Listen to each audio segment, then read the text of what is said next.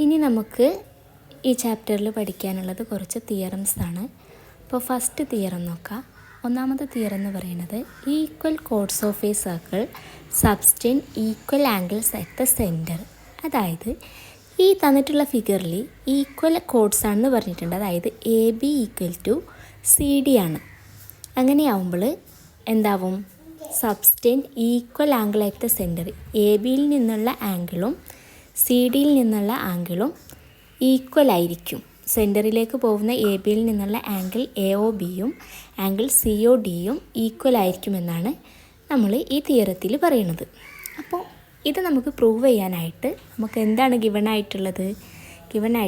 Circle with centre O, A B and C D are two equal chords which subtend angle A O B and angle C O D. ഇനി നമുക്ക് എന്താണ് prove ചെയ്യേണ്ടത്? Angle A O B is equal to angle C O D. അപ്പോൾ അതിനായിട്ട് നമ്മൾ രണ്ട് triangle consider ചെയ്യാം. Triangle A O B and triangle C O D. അപ്പോൾ നമുക്കിതിൽ നോക്കിയാൽ അറിയാം, A B equal to C D നമുക്ക് ഓൾറെഡി ഗിവൺ ആണ്.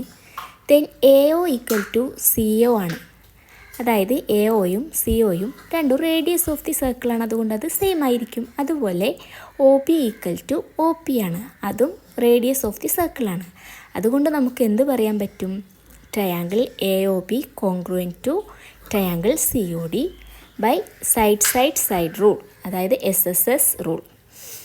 അതുകൊണ്ട് നമ്മുടെ CPCT corresponding parts of corresponding triangle are equal എന്നുള്ള CPCT റൂൾ വെച്ചിട്ട് നമുക്ക് പറയാൻ പറ്റും angle A O B is equal to angle C O D എന്ന്. അപ്പോൾ അതായിരുന്നു നമ്മുടെ ഫസ്റ്റ് തിയറത്തിൽ പറഞ്ഞത്, equal chords of a circle subtend equal angles are at the centre. അതാണ് നമ്മളിവിടെ പ്രൂവ് ചെയ്തത്.